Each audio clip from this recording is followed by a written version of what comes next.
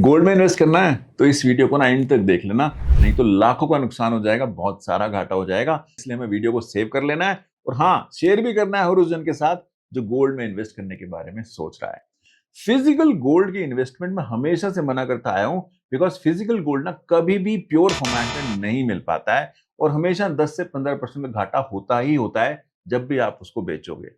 On the other hand, मैं gold के ETFs में या म्यूचुअल फंड में इन्वेस्ट कर सकता हूं और ईटीएफ्स ना मार्केट में लिस्टेड होते हैं, एक्सचेंज में ना लिस्टेड होते हैं। इस वजह से आप इन्हें कभी भी बेच सकते हो, कभी भी खरीद सकते हो। On the other hand, mutual fund जो होते हैं ये यूनिट्स की फॉर्म में आपके पास आते हैं और इस यूनिट को आप खरीद बेच तब सकते हो जब आप NAV of the end of the day लेते हो, जैसे कि अदर म्यूचुअल फंड्स में होता है। ये भी आपको अपने पास रख के बैठने पड़ते हैं। दूसरी बात, जो ईटीएफ होता है ना, ये एक्चुअली में गोल्ड में जाके इन्वेस्ट करता है, जो कि 99.5% प्योरिटी का बोला जाता है, जबकि जो mutual fund of the gold होता है ना, ये ईटीएफ में ही इन्वेस्ट करता है। ये मार्केट में जाके गोल्ड के अंदर इन्वेस्ट नहीं करते हैं।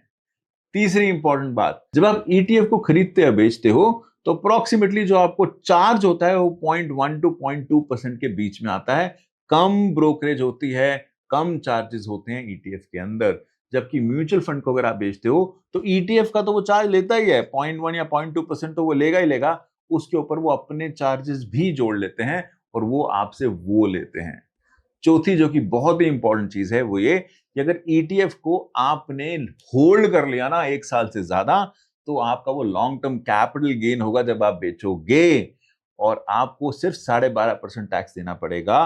बट हाँ, उसके लिए 1 साल होल्ड करना जरूरी है। सेम बेनिफिट अगर म्यूचुअल फंड में चाहिए तो 2 साल होल्ड करना पड़ेगा, उसके बाद ही आप उसको एलटीसीजी या long term capital gain consider कर पाओगे और 12.5% टैक्स का फायदा होगा।